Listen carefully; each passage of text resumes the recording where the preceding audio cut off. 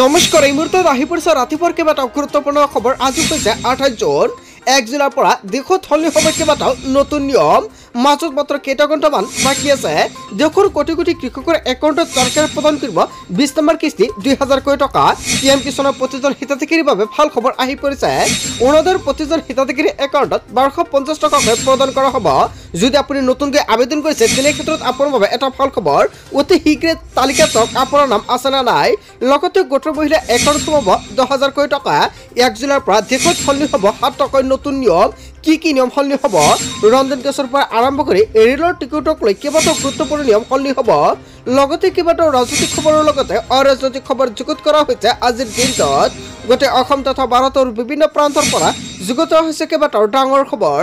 এনেবোৰ খবৰ নিতৌ পাই থাকিবলৈ চেনেলটি ছাবস্ক্ৰাইব কৰি ভিডিঅ'কেইটা লাইক কৰিবলৈ নাপাহৰিব। আজিৰ আমাৰ প্ৰথম খুবেই গুৰুত্বপূৰ্ণ খবৰ হৈছে অসমবাসীৰ বাবে এটা ডাঙৰ খবৰ। লাখ লাখ লোকৰ বাবে ডাঙৰ খবৰ আহি পৰিছে। এক জিলাৰ পৰা আহিব 7 টকাকৈ নতুন নিয়ম। ৰন্ধন গেছৰ পৰা এটিএমক লৈকে আহিব পৰিৱৰ্তন। সলনি হ'ব পাৰে ৰন্ধন গেছৰ মূল্য। এটিএমৰ টকা উলিওৱাৰ ক্ষেত্ৰতো আহিব নতুন নিয়ম। গুগল পে' ফোন পে'ৰ ক্ষেত্ৰতো সলনি হ'ব বহু নিয়ম। 30 জুনৰ পৰা UPI লেনদেনত সলনি হ'ব বহুকেইটা নিয়ম। NPCIয়ে ঘোষণা কৰিছে বহুকেইটা নতুন নিয়ম। এতিয়াৰ পৰা ধনৰ লেনদেনৰ সময়ত ধন লাভ কৰা একাউণ্টৰ গৰাকীৰ প্ৰকৃত নাম উপলব্ধ হ'ব। লেনদেনত হোৱা দুৰ্নীতি ৰোধৰ বাবে অনা হৈছে এই নতুন নিয়ম। ইয়াৰ পূৰ্বে ফোনত যি নামত ছেভ কৰি ৰখা হৈছিল সেই নামতে দেখা পোৱা গৈছিল। কিন্তু এতিয়াৰ পৰা ধন লাভ কৰা লোকজনৰ বেংক একাউণ্টত থকা নামহে দেখা পোৱা যাব। ৰন্ধন গেছৰ দামৰ ক্ষেত্ৰতো আহিব কঠোৰ নিয়ম। ৰন্ধন গেছৰ দাম নিৰ্ধাৰিত মূল্যতকৈ 1 টকা বেছি ল'ব নোৱাৰিব। দাম বেছি ল'লে দিব পাৰিব আপুনি অভিযোগ। ৰন্ধন গেছ বুকিং কৰাৰ পিছত মেছেজ আহিছে নে নাই আপুনি নিশ্চিত কৰক। চিলিণ্ডাৰ ডেলিভাৰী দিয়াৰ সময়ত আপুনি দিব লাগিব DSC নম্বৰ। কেৱল এয়াই নহয় আৰু কেইবাটাও নতুন নিয়ম সলনি হৈছে ৰাজ্যজুৰি। ৰেলৰ তৎকালীন টিকট বুকিঙতো লাগিব OTP। নতুনকৈ পেন কাৰ্ড আবেদনৰ ক্ষেত্ৰতো লাগিব আধাৰ কাৰ্ড। আধাৰ কাৰ্ড নহ'লে আপুনি পান কাৰ্ড নাপাব। যদি আপোনাৰ আধাৰ কাৰ্ড নাই তেনে ক্ষেত্ৰত আপোনাৰ বাবে কেইবাটাও নতুন নিয়ম সলনি হৈ পৰিছে। তাৰ পিছত অসমবাসী ৰাজ্যক জনাইছে আমাৰ পৰৱৰ্তী খুবেই গুৰুত্বপূৰ্ণ খবৰ। লগতে ডাঙৰ খবৰ আধাৰ কাৰ্ডক লৈ ৰাজ্যত আহি গ'ল কঠোৰ নিয়ম। এতিয়াৰ পৰা আবেদন কৰিলেই নাপাব আপুনি আধাৰ কাৰ্ড। 18 বছৰৰ ওপৰৰ লোকসকলে সহজে লাভ নকৰে আধাৰ কাৰ্ডৰ সুবিধা। অসমৰ মুখ্যমন্ত্ৰী ডক্টৰ হিমন্ত বিশ্ব শৰ্মাই ডাঙৰ মন্তব্য কৰিছে। অবৈধ অনুপ্ৰৱেশকাৰী ৰোধৰ বাবে চৰকাৰে ডাঙৰ সিদ্ধান্ত গ্ৰহণ কৰিছে। নতুন আধাৰ কাৰ্ড লাভৰ বাবে লাগিব জন্মৰ প্ৰমাণপত্ৰ।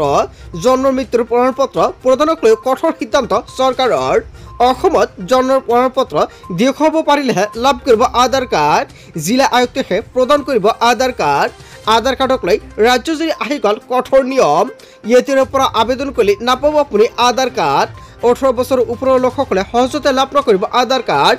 আধাৰ কাৰ্ডক লৈ কেইবাটাও নতুন নিয়ম সলনি হৈছে। ইয়াৰ বিষয়ত জনতাই কি ক'ব? যদি জনতাৰ কিবা মন্তব্য কৰিব লগা থাকে আপোনালোকৰ মন্তব্যটো নিশ্চয় কমেণ্ট কৰি জনাই দিব। তাৰপিছত অসমবাসী ৰাজ্যক জনাইছে আমাৰ পৰৱৰ্তী খুবেই গুৰুত্বপূৰ্ণ খবৰ। লগতে ডাঙৰ খবৰ ভোটাৰ কাৰ্ডক লৈ ৰাজ্যত হঠাৎ সলনি হ'ল নতুন নিয়ম। যদি আপোনাৰ ভোটাৰ কাৰ্ড নাই আপুনি নতুনকৈ যদি ভোটত নাম উঠাবলৈ যায় তেনে ক্ষেত্ৰত কেইবাটাও নতুন নিয়ম সলনি কৰি দিছে চৰকাৰে। অসমৰ মুখ্যমন্ত্ৰী ডক্টৰ হিমন্ত বিশ্ব শৰ্মাই সংবাদমেলযোগে কেইবাটাও ডাঙৰ মন্তব্য কৰিছে। এতিয়াৰ পৰা জন্মৰ প্ৰমাণপত্ৰ অবিহনে নাপাব ভোটাৰ কাৰ্ড। মাত্ৰ এখন নথি হ'লে নাপাব আপুনি ভোটাৰ কাৰ্ড। বহু বছৰ পুৰণি জন্মৰ প্ৰমাণপত্ৰ উলিয়াবলৈ লাগিব নথি। কেৱল ইয়াই নহয় বেকগ্ৰেডত জন্মৰ প্ৰমাণপত্ৰ আৰু সহজে আপুনি লাভ নকৰে। জিলা আয়ুক্তৰ অবিহনে কোনো বেকগ্ৰেডত উলিয়াব নোৱাৰিব জন্মৰ প্ৰমাণপত্ৰ। ভোটাৰ কাৰ্ড আৰু জন্মৰ প্ৰমাণপত্ৰক লৈ ডাঙৰ ঘোষণা কৰিছে মুখ্যমন্ত্ৰী ডক্টৰ হিমন্ত বিশ্ব শৰ্মাই। হয় বন্ধু বান্ধৱীসকল, ডাঙৰ খবৰ আহি পৰিছে। ভোটাৰ কাৰ্ডক লৈ ৰাজ্যত সলনি হৈছে কেইবাটাও নিয়ম। ইয়াৰ বিষয়ত আপুনি কি ক'ব? তাৰপিছত অসমবাসী ৰাজ্যক জনাইছে আমাৰ পৰৱৰ্তী খুবেই গুৰুত্বপূৰ্ণ খবৰ। লগতে ডাঙৰ খবৰ হাতত মাত্ৰ কেইটামান মুহূৰ্ত তাৰ পিছতে কোটি কোটি কৃষকৰ একাউণ্টত সোমাব টকাৰো টকা। দেশৰ কৃষকৰ একাউণ্টত মোদী চৰকাৰে প্ৰেৰণ কৰিব এই ধনৰাশি 2000 কোটি টকা পোনে সোমাব কৃষকসকলৰ একাউণ্টত। দেশৰ কোটি কোটি কৃষকলৈ জৰুৰী খবৰ আহি পৰিছে। PM কিষাণ আঁচনিত শীঘ্ৰে কৰক KYC আপডেট। যদি PM কিষাণ তালিকাত আপোনাৰ নাম আছে তেনে ক্ষেত্ৰত আপোনাৰ বাবে এটা ভাল খবৰ। অতি শীঘ্ৰে তালিকাত চাওক আপোনাৰ নাম আছে নে নাই। আপডেট নকৰিলে আপোনাৰ একাউণ্টত নোসোমায় এই ধনৰাশি। 20 নম্বৰ কিস্তিৰ ধন জুন মাহতে প্ৰেৰণ কৰিব মোদী চৰকাৰে জাননী প্ৰকাশ কৰিছে। যদিহে ই কৈছে আপুনি আপডেট নকৰে লাভ নকৰে 20 নম্বৰ কিস্তিৰ ধনৰাশি কেনেকৈ ঘৰতে বহি আপুনি আপডেট কৰিব ই কৈছে। অনলাইনত নিজৰ মোবাইলত আপুনি কৰিব পাৰিব আপডেট। প্ৰথমতে লগ ইন কৰিব অফিচিয়েল ৱেবছাইট pmkisan.gov.in লগে হোম পেজত দেখা পাব ই কৈছে অপশ্যনক ক্লিক কৰি অন্তৰ্ভুক্ত কৰক আধাৰ নম্বৰ আৰু কেপচা কোড। আধাৰৰ সৈতে লিংক থকা মোবাইল নম্বৰত অন্তৰ্ভুক্ত কৰিব লাগিব আৰু আপোনাৰ মোবাইললৈ যাব OTP অন্তৰ্ভুক্ত কৰি ই কৈছে আপডেট কৰিব পাৰিব আপুনি। হাতত মাত্ৰ কেইটামান মুহূৰ্ত তাৰ পিছতে দেশৰ কোটি কোটি কৃষকৰ একাউণ্টত চৰকাৰৰ ফালৰ পৰা ট্ৰান্সফাৰ কৰা হ'ব 2000 টকা। এতিয়া চেক কৰক আপোনাৰ ষ্টেটাছ। যদি কিবা সমস্যা হৈ আছে অতি শীঘ্ৰে সমাধান কৰক, অন্যথা আপোনাৰ একাউণ্টত আপুনি টকা নাপাব। তাৰপিছত অসমবাসী ৰাজুক জনাইছো আমাৰ পৰৱৰ্তী খুবেই গুৰুত্বপূৰ্ণ খবৰ। লগতে ডাঙৰ খবৰ, ৰাজ্যৰ 922খন সত্ৰ বেদখলকাৰীৰ কবলত অসমৰ মুখ্যমন্ত্ৰী ডক্টৰ হিমন্ত বিশ্ব শৰ্মাই ডাঙৰ মন্তব্য কৰিছে। গুৰুজনাই প্ৰতিষ্ঠা কৰা সত্ৰৰ ভূমি কৰা হ'ব পুনৰুদ্ধাৰ। সামাজিক মাধ্যমত জিলা বিশেষে মুখ্যমন্ত্ৰী ডক্টৰ হিমন্ত বিশ্ব শৰ্মাই দিলে ভয়ংকৰ তথ্য। 4খন জিলা 922খন সত্ৰৰ ভূমিত সৰ্বাধিক অবৈধ দখল বুলি মন্তব্য কৰিছে। সত্ৰসমূহৰ প্ৰাণকেন্দ্ৰতে বেদখল মানি লোৱা নহ'ব। সত্ৰৰ ভূমি পুনৰুদ্ধাৰৰ আমাৰ সংকল্প বুলি মুখ্যমন্ত্ৰী ডক্টৰ হিমন্ত বিশ্ব শৰ্মাই কৰিলে বিশেষ পোষ্ট। বৰপেটাত 7137 বিঘা ভূমিত অবৈধ দখল। কেৱল এয়াই নহয়, বজালীত 2757.39 বিঘা সত্ৰ মাটি বেদখল। নগদ 2583.79 বিঘা সত্ৰ মাটি অবৈধ দখল। লখিমপুৰত 896.76 বিঘা মাটি বেদখল। কংগ্ৰেছ চৰকাৰে অনুপ্ৰৱেশকাৰী ভোট বেংকৰ বাবে কৰিছিল এই কাম। খিলঞ্জীয়া মানুহৰ অনুমতিক অপেক্ষা কৰিছে কংগ্ৰেছে। হাজাৰ হাজাৰ বিঘা সত্ৰ মাটি পুনৰ উদ্ধাৰে আমাৰ লক্ষ্য বুলি মন্তব্য কৰিছে অসমৰ মুখ্যমন্ত্ৰী ডক্টৰ হিমন্ত বিশ্ব শৰ্মাই। তাৰপিছত অসমবাসী ৰাজুক জনাইছো আমাৰ পৰৱৰ্তী খুবেই গুৰুত্বপূৰ্ণ খবৰ। লগতে ডাঙৰ খবৰ, আহি গ'ল লাখপতি বাইদেউক লৈ ডাঙৰ খবৰ। লাখপতি বাইদেউ আঁচনিক লৈ বিগ আপডেট প্ৰকাশ পাইছে। লাখপতি বাইদেউৰ তালিকাত আছেনে নাই আপোনাৰ নাম? যদি আপোনাৰ নাম নাই তেনে ক্ষেত্ৰত আপোনাৰ হাতত মাত্ৰ 3 দিন আৰু 2 দিনৰ ভিতৰতে আপুনি কৰিব লাগিব কেইবাটাও গুৰুত্বপূৰ্ণ কাম। 30 জনৰ ভিতৰতে অন্তৰ্ভুক্ত কৰক আপোনাৰ নাম।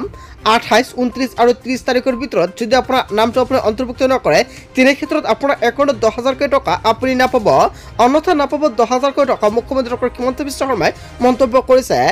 মুখ্যমন্ত্ৰী গোটৰ মহিলাক লৈ দিলে ডাঙৰ খবৰ। যোগ্য মহিলাৰ নাম বাদ পৰিছে নেকি আঁচনিৰ পৰা?